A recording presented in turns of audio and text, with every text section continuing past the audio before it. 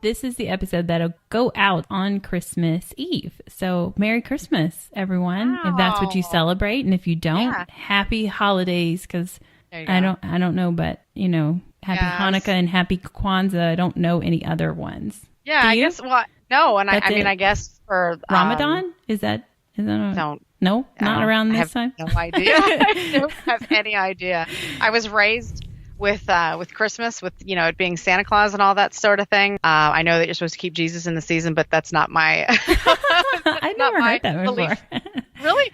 But with Hanukkah, they're going to be celebrating, I guess, right, for 12 days leading up to Christmas? Is that right? Mm-mm. That's not how it works out. It's not that it leads up to Christmas. I don't know anything. I don't know. We should leave it at that. Yeah. I'm always fascinated by other people's traditions that they have for the holidays and everything. So I like, you know, finding out when those things are going on or what they do, but I don't retain the information. I can't remember half the shit that I encounter just on a regular basis, you know? Thus I have to write everything down. But I just Googled it, and apparently it starts on the 2nd of December and runs through the evening of December 10th. It actually changes every year. Did not know that. I did know that. Is it 7 days or 12 days? You just said it by the 2nd to the, what is that? You know, that whole math thing. 8 days. It goes from the 2nd, this year from the 2nd to the 10th. I assume it's always 8 days. I have no idea. I shouldn't assume anything because I don't know anything about Hanukkah. But yeah, according to... Well, let's start that all over. Yeah. Let's start all over again. Let's start all over. So, first of all, this is a podcast. Oh, yeah. Thanks for tuning in. This is the Creatures of the Night Paranormal Podcast. And I'm Chris. And I'm Wendy. Yay. Thanks for joining us. And this is, I guess, our holiday / Christmas special. So do you have a favorite Christmas story or movie? Oh, yeah. I absolutely do. I have two. I have one that is child-like related. Shit, that's a lie. I have three. I love like movies anyways, if you didn't already know that about me. But yeah, so one of my faves from my childhood was A Christmas Carol. I love both the black and white version from like the 50s and Mickey's Christmas Carol.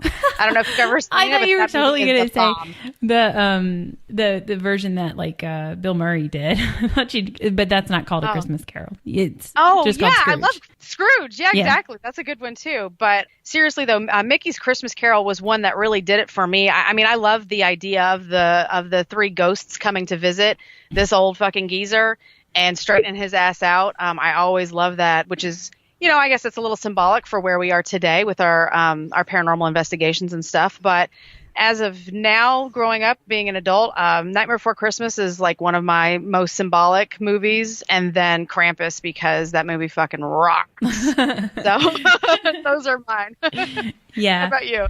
Well, since I was a kid, It's a Wonderful Life was one of my favorites. And it's a little ghostly. A little.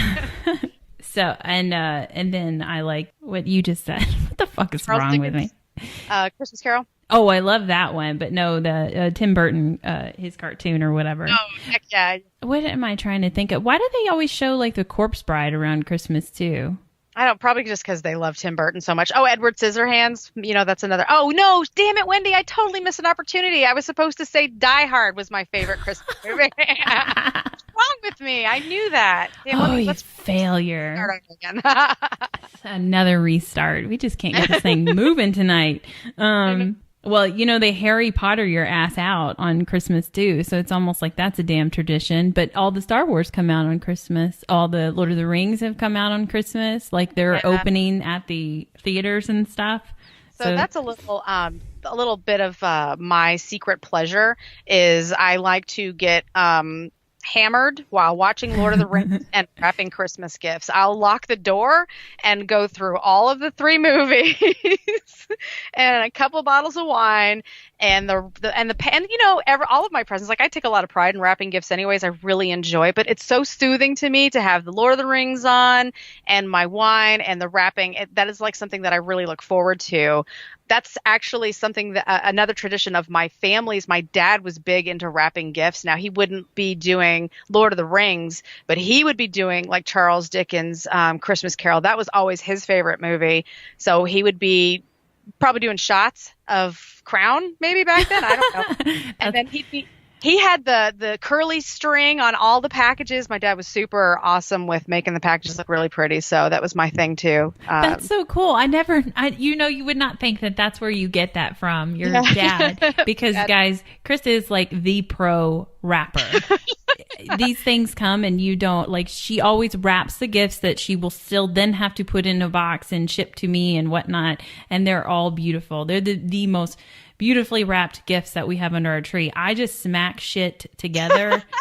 You don't even get bows anymore for me. Right. It's just wrapped. It's got your name in Sharpie somewhere in a corner. That's what you get.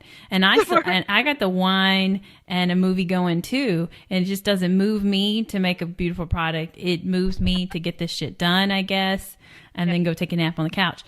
That type thing. But speaking of Charles Dickens' A Christmas Carol, that relates a whole bunch to what I'm going to tell you tonight. Awesome. So, I'm already very excited. I know. It was funny. Well, I'm not surprised that you would say that that's like one of your favorite Christmas movies, but it was cool that you did mention that one. A good lead in for me. Thanks for that setup. Nice. You're welcome. You didn't even know you were doing. I had no idea. So did you know that it is a long tradition to tell Christmas ghost stories? The most famous that we all know, which is Charles Dickens' A Christmas Carol, like we just talked about. Dickens was a huge supporter of the Christmas ghost story.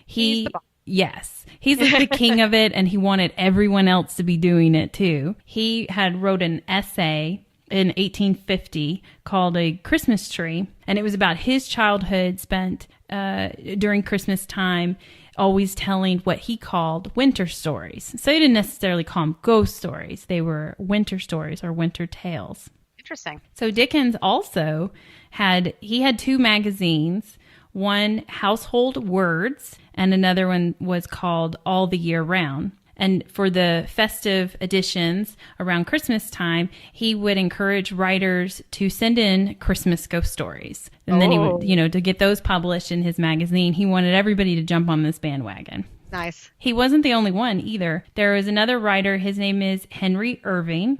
He refers to winter tales in a story that he wrote, Keeping with Christmas at Bracebridge Hall. That's probably not how you're supposed to pronounce it, but that is exactly how it is spelled. So bear with me on this.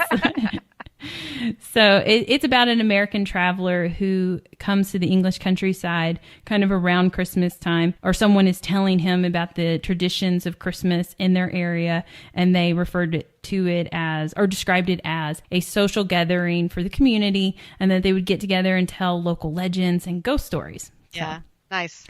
So it seems like it's been a long tradition of telling these Christmas ghost stories or winter tales, but really only in England.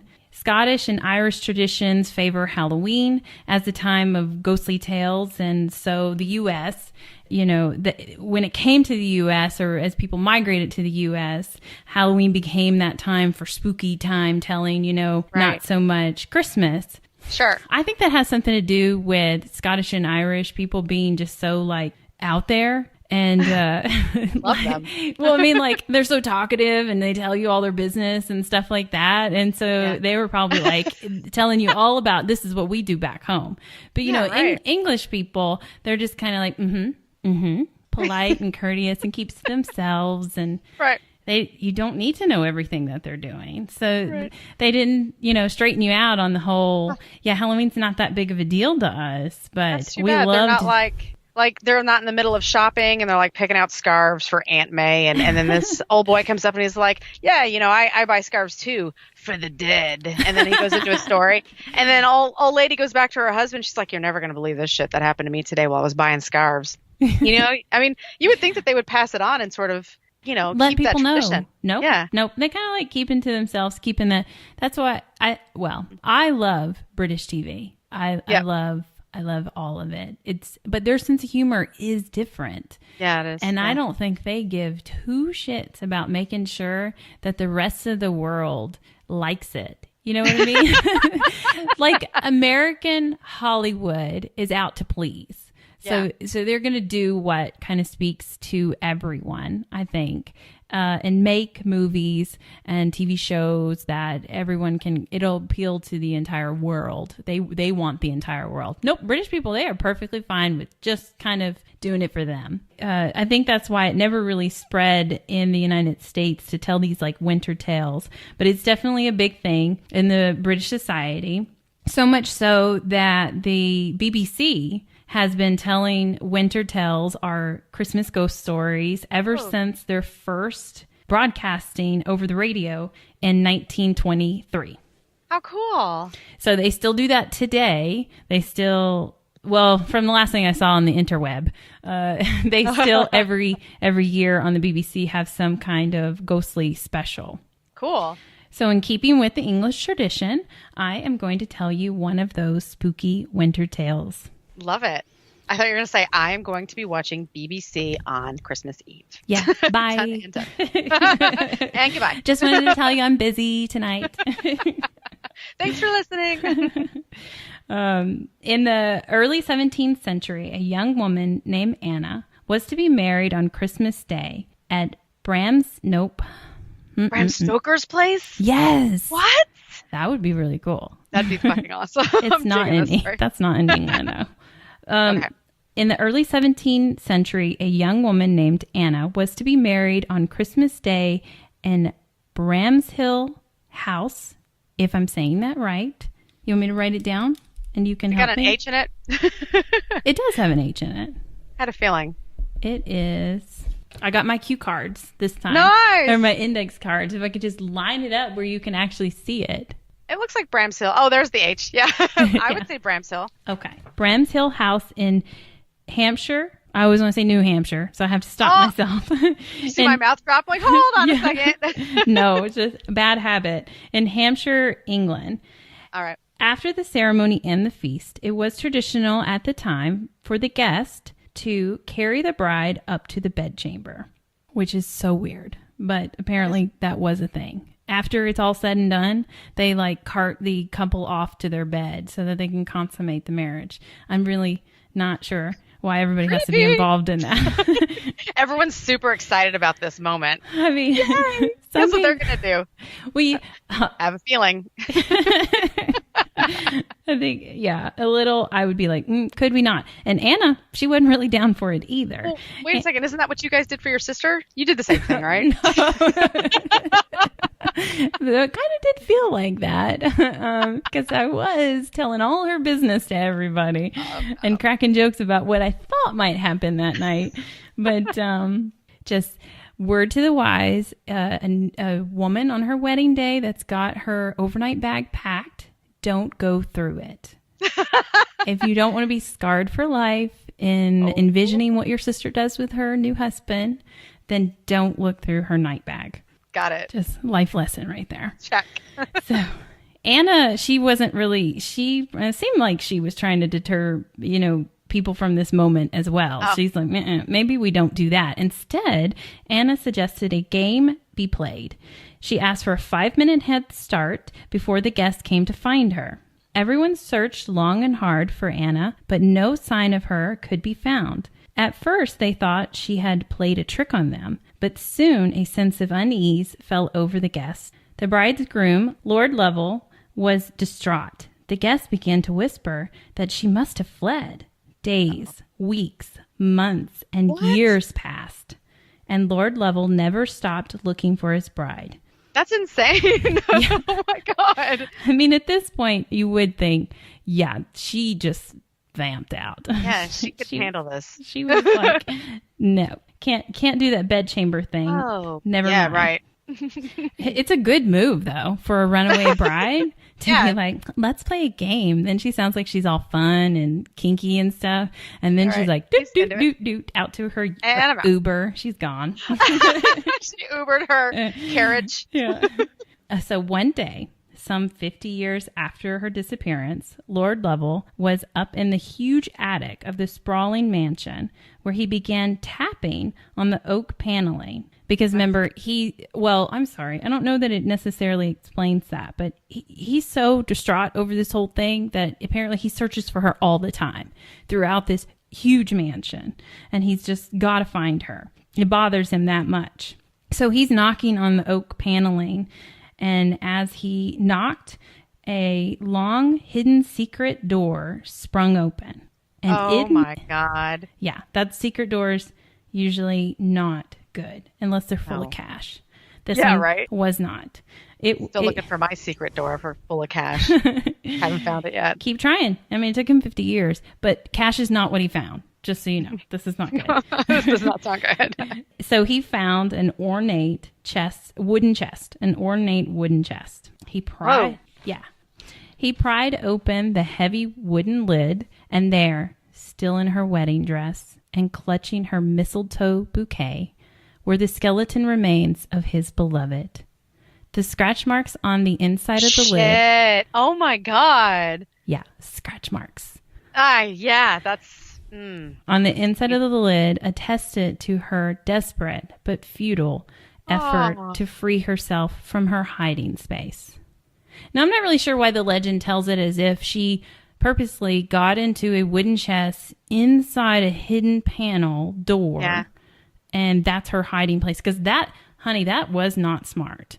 That was too good of a hiding space. That was too good of a hiding spot. Yeah, for real. When I first read the legend, I was like waiting for the follow-up where somebody said that she got like snatched and put in this box. You know what I mean? Yeah, that's what I was thinking. Yeah, exactly. That's not the belief. The belief is that she wanted to be the master hide and seeker. Well, she was. She won. I mean, next to Sasquatch, she did it. I have to say, I saw there's this show that I watch. It's called My Haunted House, and there was an episode that was like this. It's an older one of a little girl who found it like a wooden chest, and she was playing hide and go seek, but she got pushed into it and she could not get out. So as soon as you're telling me all of this, that's exactly what I'm thinking. Yeah, she was unfortunately not really playing. Yeah, I totally thought that's where they were going, but then the story just stopped. And and it is just a legend. It's a legend that's passed around, and it's told at Christmas time as one of those like spooky tales. But what? I think I just found my new tradition. And that's not hiding in secret rooms. I thought that's what you meant. That's why I wanted to clarify. No, don't do that. No way. Wow. So that's the legend of the Mistletoe Bride. Like all legends, the story appears in many variations, but the most common tale sets the Bramshill House as the most likely site. And when you see this house, you will understand, and I'm going to do air quotes for the word house, because this is not a fucking house. Clearly, that dude was searching for 50 years. And probably never covered the same space twice. This place is humongous. It's bigger than big. It's bigger than huge. It's ginormous. It's not a house. It's a fucking mansion castle. I don't know what qualifies as a castle. It's definitely a mansion. It's a mashtle. This poor bride should have definitely set some parameters for her hide and seek game. I mean, I did that as a kid, and I lived in like 1,000 square foot house. So I don't know why she wasn't like, you know, we're not going past the kitchen, and then we're not going up to the 100th floor, that type thing. So I would always hide in the hamper. Always. we played hide and go seek in the dark a lot. That was my favorite. And I always, my trick was, or what I felt was my trick, is you just hide in the most obvious place, but the most darkest place. Yeah. So you hide in like a corner. I mean, you're just standing up in a corner, but it's so fucking dark, they can't see you. Yeah, plus, that's a good hiding spot, because if you need to book it, you still can. Yeah, I'm hiding in a hamper, which is a really bad decision, because once you're in... You got to tump it over and roll out, crawl out. You got to run to base. They've caught you by now. No, that's the one with the lid. Oh, totally. By the time I was actually getting out, that's when I was caught. They wouldn't find me. It's when I'm getting out that they caught me, because I'm making so much noise getting out of the thing. Yeah, it's just like being in the shower or something like that. You're not going to get out of that gracefully. So you just try to get over as far as possible, so when they start flopping their hands around because they can't actually see, that they just happen to miss you. Right.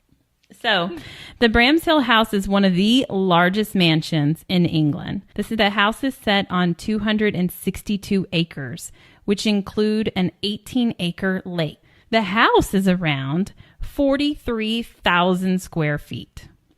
Are we talking Lake Michigan here? I mean, that's insane. That's huge. Wait, is that like the same Mashtle that like Beauty and the Beast's Mashtle was based off of, where they had all those talking cabinets and shit? Because I guess I could see that. Yeah. The place was so big.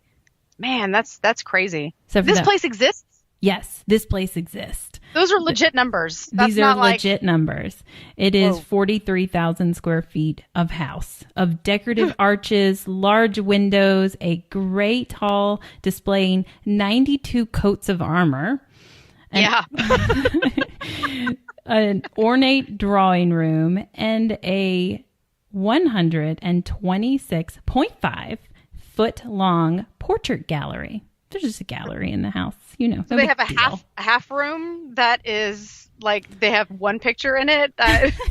No, it's in feet. So sorry. I just thought it was odd. They didn't round up or anything like that. They're being really specific. That's how long. Literal. If you need that extra half a foot for your portrait gallery, you got it in this place. I really don't know why we're going gaga over this. I mean, our houses are similar in size. Oh, yes. A tiny bit off, just tiny bit. My coats of armor are in my portrait gallery, though. You know, I feel like they're art. This must be Bruce Wayne. I mean, we're talking Batcave square footage. He could buy it. He'd be into it. So, quick history on the Bramshill land. It dates back as far back as 1085. Whoa. Yeah. But back then, this house wasn't on there. It's just that land was occupied by the DePort family. Oh, okay. So I need to get my flashcards out. And I didn't look these people up, and you're about to get a whole bunch of names that I didn't look up, but I thought that, you know, for someone out there listening might be like, oh my God, that's my great-great-great-grandpa's name. Whoa, or whatever, you know? So I'm just going to throw these names out here, but it goes, you know, it's a bunch of people I didn't, you know, see if they were important or had anything to do with the story. So the land passed to the pause for assistance. I can hear you writing down Foxleys. Foxleys, yes. I thought that one was fairly easy, but I still just like to check. So it passed to the Foxleys. The Foxleys were the first to build a house on it that we know of, to build a real big house. They built a fucking castle on it. Yeah. It's not the house that sits there today, but they asked the government or whoever they have to ask to get an okay, and they built a damn castle on there. Mr. Foxley was married to the heiress of the Bramshill family. So they built this huge castle, and that took them between like 1351 and 1360. And then that passed a number of times over the centuries to like the Essex, I'm going to write this one down. My handwriting's so awful. I don't know how you can even see. Dobby. I like Dobby, so I'm going to go with that. He's my fave. That's an elf, right? Yeah. The Daubeny family? Daubeny. Yeah, Daubeny. And then the Paulette family? That's how I'm going to pronounce it.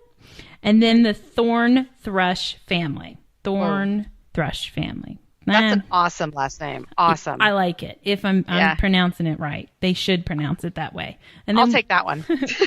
We should get this guy's name right. And I think it's like, nope, I don't know. I'm going to ask you. What? Zooch. Wait, it's douche with a Z. Edit that out. It is though, right? It is. Yeah, that's exactly how it's spelled. It's douche with a D. I mean, with a Z, sorry. No, douche is spelled with a D. So in March 1605, Edward Le Zouche, we'll go with that way. He bought the property, demolished a large part of the existing castle that was there. Look at you. What? What a monster. What a douche. I think he was like, this is a bit much, you know. I don't need this many wings or whatever.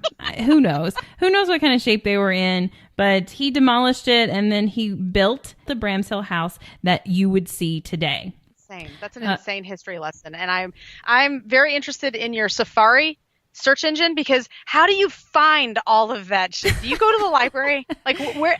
I can't even do that good of research on my stories. That's insane. This was fairly easy to find. I mean, I could be making all this up too. You never know. I mean, I'm not even pronouncing these names right, probably. I'm just like, yeah. Lord Emily, he owned it. I'm making this stuff up. So his grandson sold to the Earl of Antrim. And during the reign of Charles I, the house was partly destroyed by fire. I'm assuming it was rebuilt, though I didn't quite find that information. It did have extensive renovation done after this last family buys it. But before that, 1640, that lord sold Bramshill to Sir Robert Henley. And then in 1699, Sir John Cope. I used to work with a Henley. Oh, really? See, that's why I mentioned all the names. So people can look back on their heritage and see if they've got something to do with this place. So in 1699, Sir John Cope purchased the property, and that's the last family. That's the last family to own it. So I think they did a lot of renovation to it, and the interior of way it looks now, that was pretty much their doing. Who brought in all the suits of armor? I think these guys. Damn. Okay. Yeah. It said they're responsible for how it pretty much looks today. He and his descendants owned it from 1699 to 1935. That's insane. Yeah. So that it passed through the Cope family for that long. That's only a few years. Just a few centuries. That's wow. Talk about, I mean, how many generations would you say? Six, seven? That's insane. I don't know, but I bet they got a killer deal on the house back then too. And then can you imagine everybody else that was just like getting to inherit this ginormous place and stuff? And I really hope I'm related. I really do. That would be out. Awesome. So it's believed that Anna from the Mistletoe Bride legend is identified by historians as John Cope's daughter. Aww. So he's the last one to own it, and they've owned it the longest. And his daughter, he did have a daughter named Anna who married Hugh Bethel. So I don't really know where Lord Lovell comes in. But Anna married Hugh Bethel of Yorkshire. I don't know if people, like when they started retelling the story, they just thought Lord Lovell sounded better. I wonder if maybe he had two Annas as daughters. I mean, over a long period of time like that, you could imagine they're using a family name quite often. So, sure, but also this story's been passed down for so long, and it's kind of adjusted, and nobody really exactly knows who the Mistletoe Bride is. So it changes it's got variations. Where did they even get mistletoe back then? Because, like, I mean, it's hard. Like, you got to go to Trader Joe's and you got to find that shit. Otherwise, I can't. Can you find it at Walmart now? Maybe you can find it at Walmart. But where was mistletoe before Walmart? Does that stuff actually grow off trees? I don't know. Is it a bush? Yeah, it's a bush. Pretty sure it's a bush. But they are a really rich family. So, I mean, she could have whatever she wanted for her wedding bouquet. So I want to propose something here. I bet she was allergic to the mistletoe. She got all sleepy. Oh, yeah. She's like bumping around in the dark. She just fell into that chest. That fell into that pop door. Yeah. It closed on her. She woke up. Scooby-Doo-like. She's broken out in hives. Yeah. She had I bet she was like, kind of getting sick too. She's broken out in hives. She's trying to get out of there. I bet she was allergic to that shit. People are allergic to mistletoe? I'm allergic to juniper bushes, so I mean, I know it's a shock that I'm allergic to weird things. I'll wrap you in bubble wrap and only feed you water. As long as it's wine flavored water, I'm fine. Oh, that's right. I could feed you. You would probably live off wine for a while until your liver shuts down.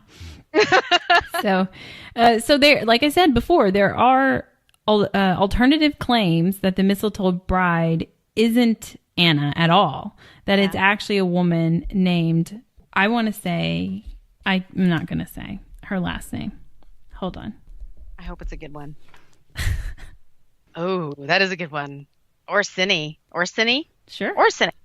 It's Guinevere Orsini. What? Yeah. Beautiful. I love that. I love that name, yes. She was married in 1727. Check out her initials spell go.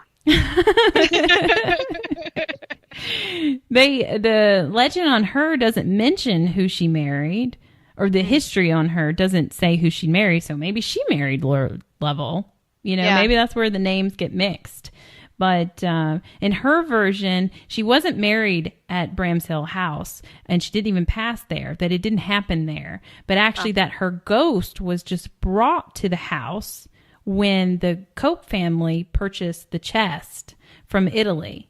And obviously with not her body in it, but her ghost was attached to the chest. Okay. And so it came into the house that way.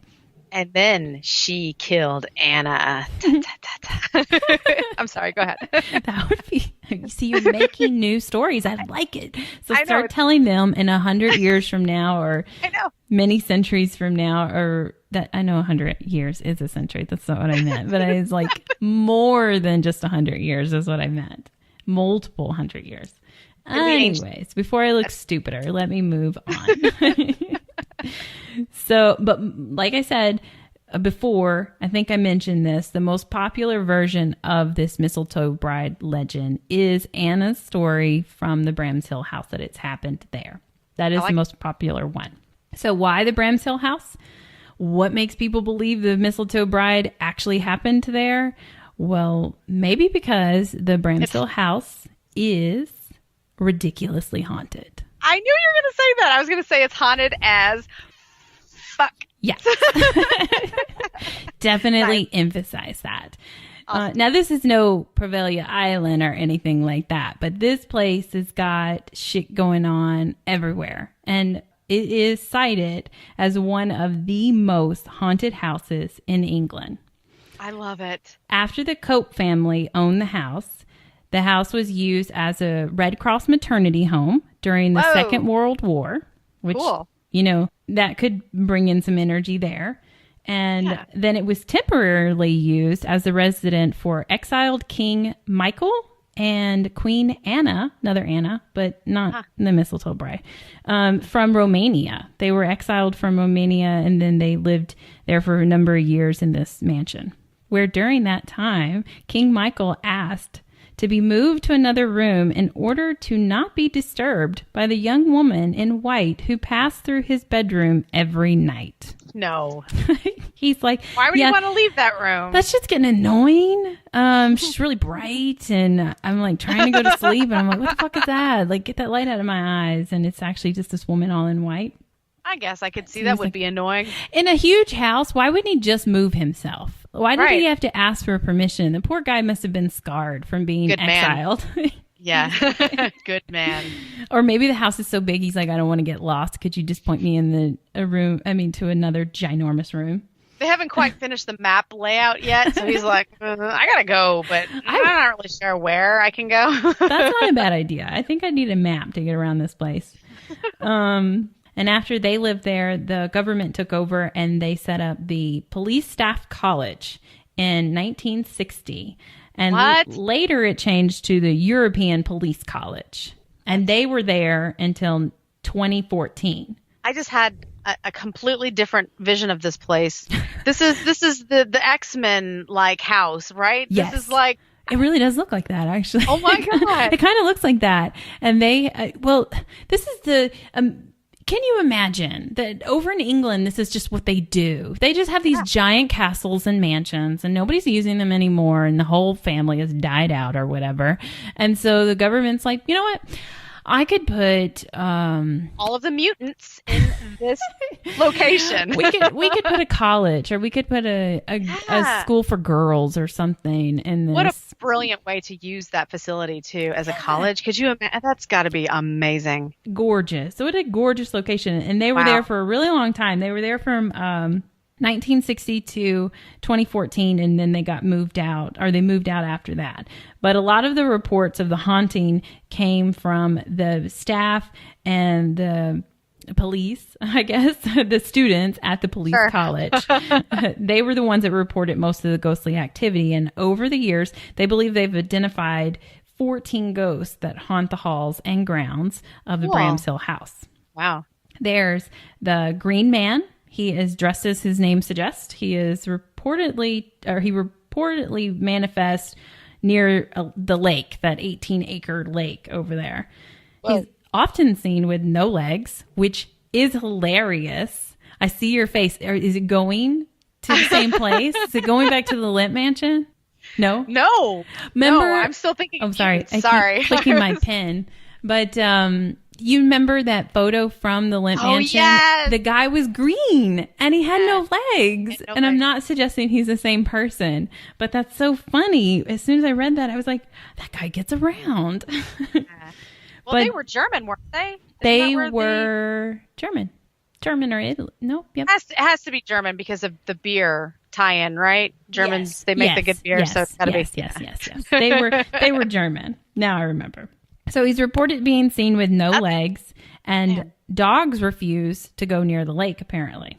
Ooh. They believe that the Green Man was a gardener that drowned in the lake, and some say he isn't a very friendly spirit. And I wouldn't either. I mean, no legs, dogs don't come near me. Fuck this shit. He never gets to go up to the house, and that's got to suck. I'm sure it gets cold there, but yeah, I'm sure he doesn't get to hang out in the giant mansion. Yeah, I would totally be grumpy. So he is the only one, they say, that is pissy. Everybody else is nice and fine and minds their own business. I'm assuming because everyone else is in that awesome that is true. Yep. Cast. Yeah. Everyone else I'm going to tell you about, they're all inside hanging out in the ornate drawing rooms and whatnot. And he's like stuck over this lake with no legs. I mean, I'd be pissed too. So I wonder what happened to his legs. Well, are there sharks in this lake? Did he I mean, I don't know if they just see him that way. You know, I doubt that his legs got cut off. I imagine he's just not manifesting completely.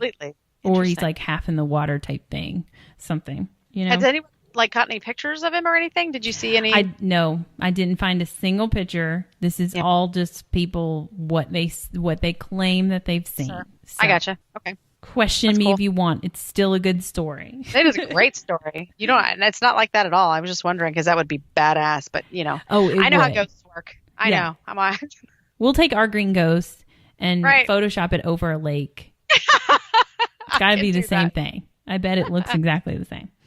Okay. So there's a gray lady that allegedly haunts the terrace, the library, and the chapel.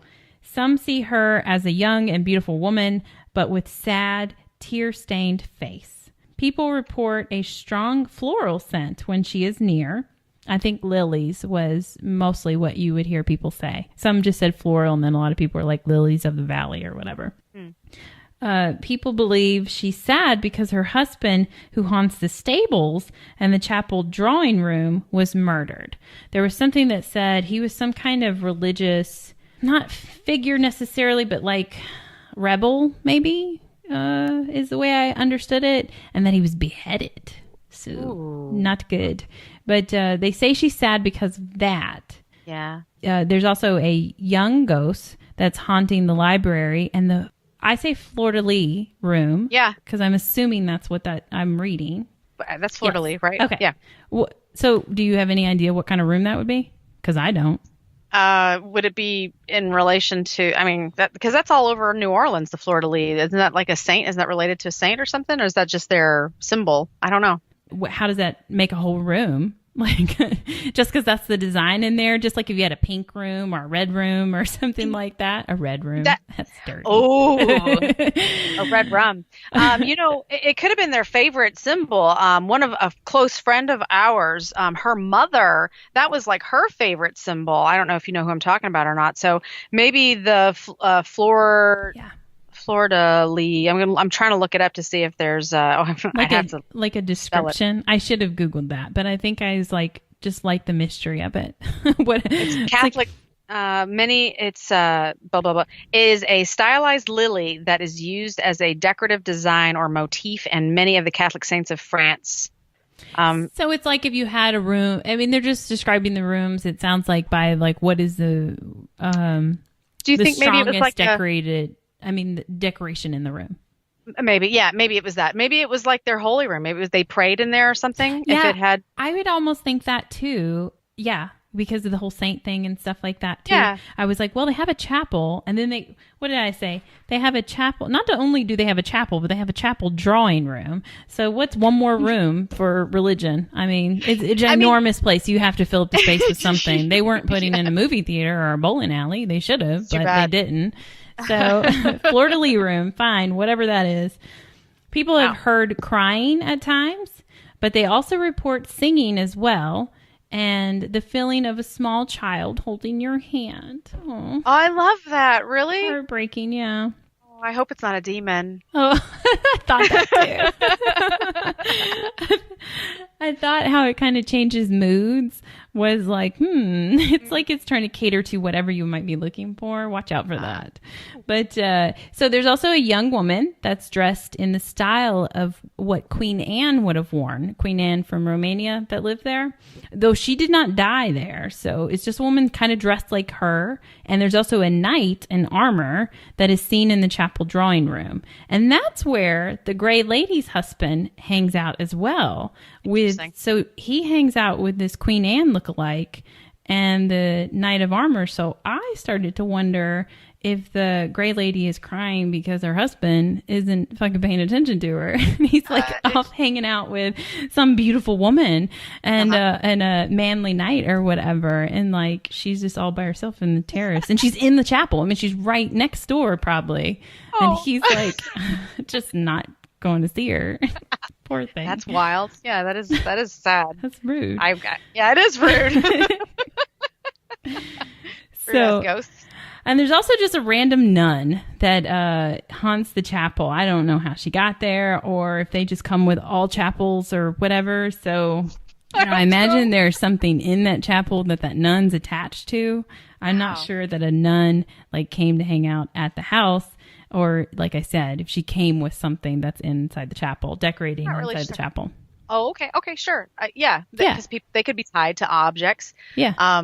That's way cool. Or people are hallucinating while they're in the chapel because they're just so, like, what am I trying to say? Guilty. Yeah. Also high on drugs. No, I meant like guilt-ridden. They probably maybe went to school and they had a nun for a teacher, and so they're having flashbacks and panic attacks and stuff. Ooh, who knows? Yeah. We're making stuff up. And then the newest and youngest ghost of the Bramshill House is a man dressed in 1920s tennis garb. He's in like a tennis outfit. And it totally doesn't fit. I mean, like, yeah, now all these people are probably like, who the fuck are you? Put some clothes on, man. That's so funny. Wow. Yeah, but they think that he is a Cope family member. Okay. Cope family member. What have I been saying that wrong this whole time? Cope, I think. You think how is it with the C-U? C-O-P-E. Yeah, Cope. Okay. Cope family member who fell from a train. So he's seen in the reception hall. He's just hanging out all day, waiting for other people to show up. I bet nobody's in the reception hall though. So poor guy. Does he at least have his tennis racket and his I hope so. tennis balls? Because that would at least he would have. I hope he plays them and bangs them up against the wall, and people are like, "Stop that!" Wow. What do they think his name is? Oh, they don't have a name. Just I didn't find a name. I guess they probably could have if I would have sleuthed a little bit more there, but I didn't. Sorry. Lastly, there is an old man with a gray beard that is thought to either be the father or the husband of the White Lady, which is the Mistletoe Bride. Reported to be seen, so the guy with the beard is reported to be seen staring through some windows at the chest that she died in, which is still in the home today. No. Displayed in the main entrance hall. Lovely. So do they think that she is either the gray or the white ghost? Or She's the white. She's the white lady, yes. Okay. I did not say that before, but that is came from when that first king, the King Michael from Romania, gave her kind of that name when he kept seeing her, and she's dressed all in white because she's supposed to still be in her wedding gown. Okay. So people have reported hearing stifling moans of a woman in terrible anguish. Anguish? Oh, man. That's the right word. And muffled sounds of someone banging on wood, which is what the chest is made of. That's rough. Yeah. That's horrible to listen to. And I mean, you can't do anything about it. Yeah, I was about to say that. And then I was like, of course you can't do anything about it. She died 400 years ago. But so sad. It is so sad. That would be tough to listen to all the time. So let me ask you something. You inherit the house, all right? It's your place now. You got 14 ghosts living there, and one who is agonizing all the time, beating on this chest, right? Would you try to sage and move her on, or be like, it's haunted and I like it, so I'm going to keep this going on? I don't know that I believe that sage will remove spirits in that manner. Saying like a whole ordeal. You would, Would I do something to try to release her? I would. I would try to talk to her. I would try to like therapy her out of there, I guess. And like, okay, but hang on. But if you do that now, what if there are repercussions from the other spirits and they're like, hold the fuck, wait, what about me? I'm sitting here with my tennis racket. I've got my beard. I'm looking at the, like, what if all these other ghosts are like, well, now I want to go. Now you have this huge, awesome castle and it's totally haunted. And now everyone's pissed off at you because they know that you have the ability to get rid of Uno ghost. Well, she's the only one being a fucking crybaby. I mean, everyone else is getting along just fine, it seems like. Okay, yeah, the little boy cries sometimes, but he also sings.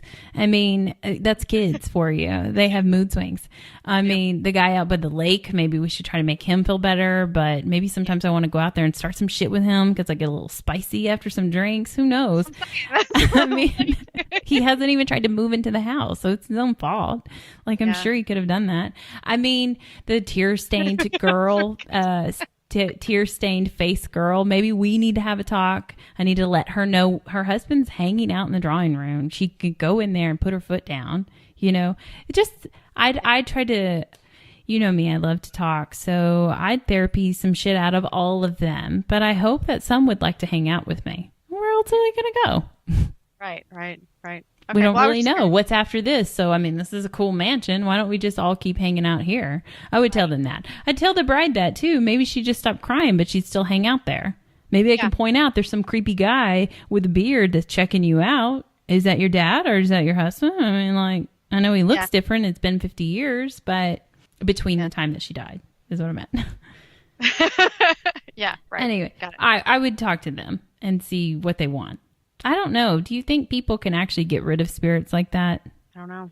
I always wonder, like, what happens in a situation where you bulldoze the house. If there were spirits that were attached to it, like, where do they go? Do they just roam the land? Then do they just find the next closest thing? I mean, they can't just disappear. Right, exactly. That can't be it. If certain things are attached to objects and they move into that house because of the object, and now house and object are gone, like, what happens to those spirits? I don't know. I'm crazy. I would just talk to them. I would just talk to them like they're anybody else and be like, I'm really sorry that you feel bad, and you're banging on this chest, but would you like to come hang out with me? I won't kick you out of my bedroom. Paranormal therapy waking sessions. me up. So. I know, right? Take your spectral ass and quit walking through my bedroom at 3:00 in the morning, please. God, we can talk in the morning, can't you? Like, this is my bedtime. Could you? You're like the cat. Jesus Christ. Like the cat. Yeah, right. Just bouncing on me. So the claims of the Bramshill House is, of course, people hear unusual sounds of footsteps, and the one woman that worked at the police college, her name was Jane George, which I thought was funny because do you remember that cartoon that I'm trying to think of? The Jetsons. Yep. Their name was Jane and George. Jane and George. Yeah. I had a dog, two dogs once that were Jane and George because of that. Interesting. Jane George, who worked at the police college, said that she often would leave a room, leave a door open, and then come back to not only find it shut, but locked. So Damn. she's like, that sucks. this place sucks. No. Yeah. Especially if she's like toting around like a huge thing of laundry, right? She's going up the old castle stairs. Fuck, it's locked again. I have to go all the way around the back door and out, She probably had to cross the moat. carry around like those giant keychains that have 50 keys on them or whatever. Yeah. She says that she also witnessed a chair moving across the floor in an empty room, which I'm thinking to myself, how fucking cool would that be? That's awesome. If you're just like watching from the doorway at this chair, just kind of dance across, kind of like in Ghostbusters when they're in the library and they're just watching the ghosts like float around until the ghosts realize that they're watching them and they get pissy.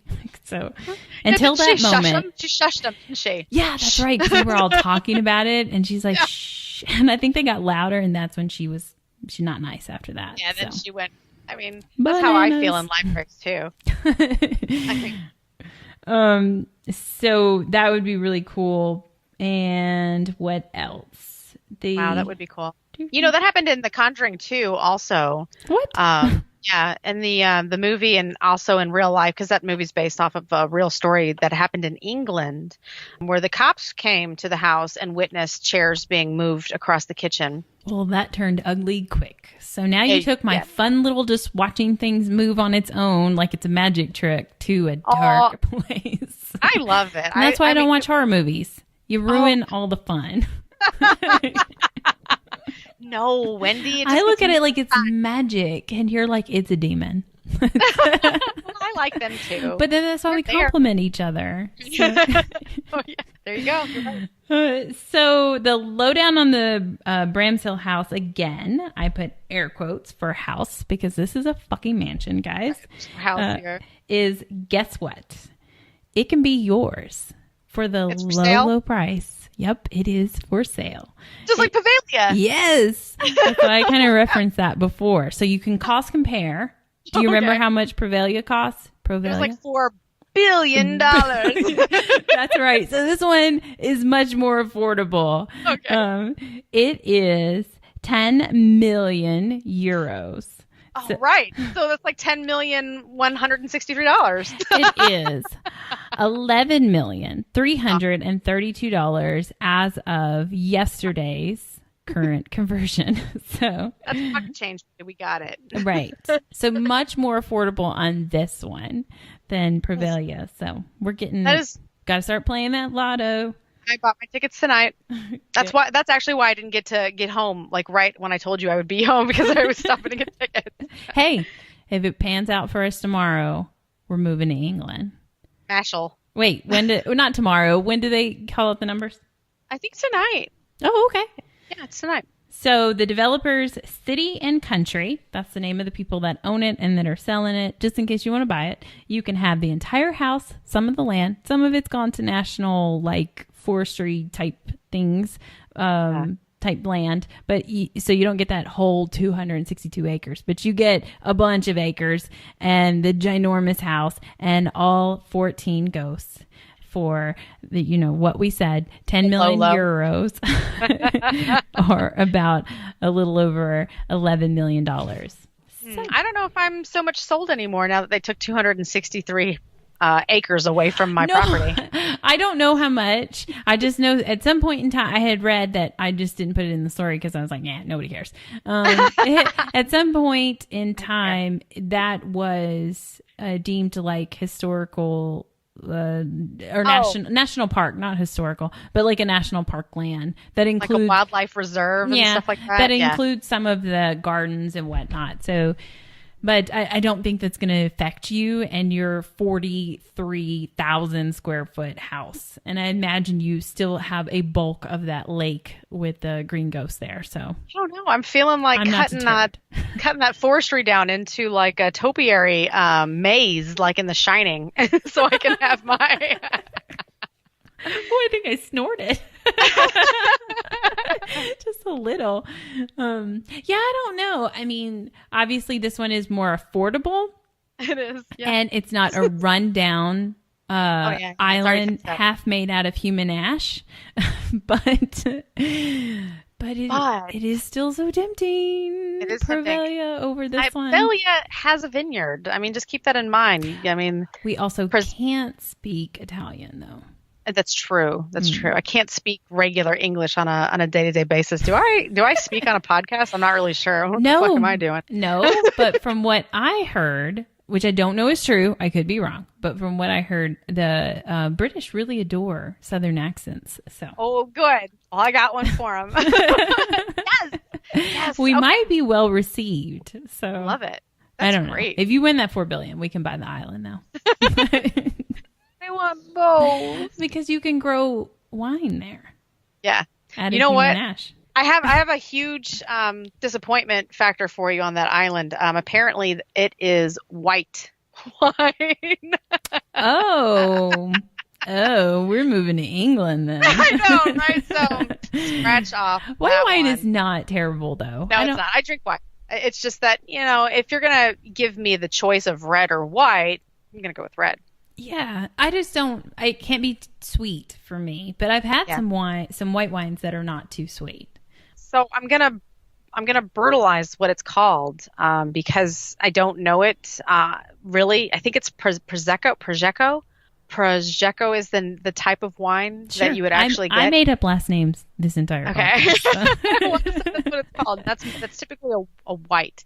So, anyways, I know that this isn't about Prevelia, but I thought I would throw that in there. No, we should put, for all those millionaires out there or billionaires out there, we should let them know, because they're listening to our podcast and we're providing such helpful information to them. So our GoFundMe page is Creatures of the Night _paranormal gmail.com. That's how you email us for our GoFundMe. Yeah. If you're a rich billionaire that wants to buy a property, we would love to manage it for you. So you give to us or you buy it, contact us. Yeah. There you go. We'll do our paranormal podcast straight out of that castle mansion place or island. Whichever. Yeah, unless that island doesn't have Wi-Fi, remember? We're really concerned about that. For $4 billion, it better have fucking Wi-Fi. Yeah, I agree. Verizon's got to have that one on the map. Come on. Let's pull up the red dot map and see. So this place is beautiful, by the way. It really is beautiful, and it really is for sale, and it's just sitting there. And from what I can tell, not a single soul has ever paranormal investigated this place before. Wow, all crazy. these stories of the types of ghosts that were there and stuff, that all came from the people that worked and were at the police college for years, along with some of the Cope family and the king and queen of Romania. That was just all collected from that. So it is like fresh grounds for anybody out there that wants to explore it. Then you need to buy it, and for that hefty ass price, whatever. But it is beautiful, and we will post pictures out there. I'm sorry, it won't be any evidence of any of these cool sightings that they've had or experiences they've had, but just beautiful pictures of the building itself. And if we all get together with that $10 million or whatever euros, 10 million euros, then we can purchase it, and we'll what am I trying to say? We'll live in like a hotel because there's 40 million rooms in there. So everyone can, whatever. There is not 40 million. There is I think another thing that I found, there was 43 bedrooms in there. Yeah. But when I found the square footage, I thought I just would say that, note that instead, because you could make whatever you want a bedroom. So that's the concern. That is a good question. Is it one bathroom? That would suck. Because it's been around so long. It's you did put indoor plumbing in this place, and it better have some nice bathrooms. That's interesting. Yeah. I wonder, we need to go to Europe and just ask to go to an open house. Right. Do you think you could ever act like you're somebody that has 10 million euros? I thought you were going to say class, and I was going to say no. No. There's a lot of YouTube stars and stuff that are very wealthy. So I don't think we have to necessarily be classy. We just have to come up with a really good story. Oh, that's easy. I'll write it up. We should have the craziest makeup on ever. And then we say, yeah, we've made all our money doing makeup tutorials. Oh, on YouTube. Makeup tutorial. Oh, yeah. I'll just come like nothing but glitter. Total glitter. No eyebrows, no eyelashes, just glitter face. Yeah, we're really wasting our time with this paranormal stuff. I mean, we should be doing that. Makeup, glitter tutorials. I love it. Love it. Me too. So, anyways, so check out our Facebook and Instagram page, which is COTN _ paranormal. And that's for both, like I said, Instagram and Facebook. We'll post pictures for it. And then there's links to our podcast and to our websites, and you can see what we're up to and whatnot. Cool. Yeah. Thanks for sharing that story. I love it. And Merry Christmas or Happy Holidays to you. Yeah. Should I sing a Yes. La la la la Christmas. Favorite Christmas song ever? Well, there's one with, I think, Ben Crosby that I like, but Mariah Carey has to be. I'm such a geek. I love that one too. The queen of Christmas music. Like that entire fucking CD. This morning I was like, I've got to put Christmas music on my phone. So, yeah. But that's all the Christmas music I'm going to look for is Miss Mariah Carey. She's got 10 million euros, I bet. She sure does. Well, my favorite one is There's No Money in That. It's the Grinch, How the Grinch Stole Christmas. Freaking love that song. So I don't even know who does that one. It's definitely not Mariah. No. That is good, though. That one's I like good. that. We'll hashtag Mariah Carey and Ron Howard. Because I like the live action version. Grinch? Yeah, of the Grinch. I love the cartoon. I really do. But Dr. Seuss, he's no longer with us. Very sad. No. But Ron Howard is. Good point. Ron Howard is. And I appreciate his live action version. And so we'll hashtag them. So maybe they want to help us reach our goal of buying a haunted mansion. Yeah, right. They're totally into it. Wouldn't that be a very interesting twist if they were super into the paranormal? I think I would have a heart attack if one of them replied back to us, even to be like, ha ha ha, like I would too. Politely including. I would print it out and put it back here. Yeah. On my bulletin board. Superstar recognized that I posted something on their page. Just like this Nick Groff thing that I have right here. Yes, I screenshot when Nick Groff replied to me as well. And it's like his cousin that works for him that's like doing this or something. It can't really be him. But I was like, oh my God, he replied to that comment. It says Nick Groff likes and replied, so it's good enough for me. That works for me as well. Yeah. I don't think he's got 10 million euros though. No, hashtag no. Hey, I don't know. They're about to kick off paranormal lockdown, and all the UK episodes are coming out. So fuck yeah, I can't wait to see that. I can't either. The first week of December. What if he got to go to this house and we just don't know it? My God. Because it is just sitting empty, but... Oh, no, then our episode's coming out too late. What if it is one of the shows? I don't know. I think that they don't hide the fact that there's ghosts there. They seem to be, I almost thought I saw like an ad for selling it that also was like, you can buy this house and 14 ghosts. Wow. or maybe I envisioned that. Maybe that's just how I read it. But I don't know. I don't know that they're letting anybody in there right now while they're trying to sell it because it's been on the market for, a couple of years now. But wow. Yes. Let's go ahead and hashtag him into that anyways. All right. Hashtag Nick Groff, hashtag Mariah Carey, hashtag Ron Howard. Love it. Love it. All right. So again, Merry Christmas. Merry Christmas. Happy holidays. Happy Hanukkah. Yeah, whatever you celebrate, please tell us more stuff to Happy Kwanzaa. That's all I know. Yeah, that's it for me too. Cool. All right. Good night. Bye.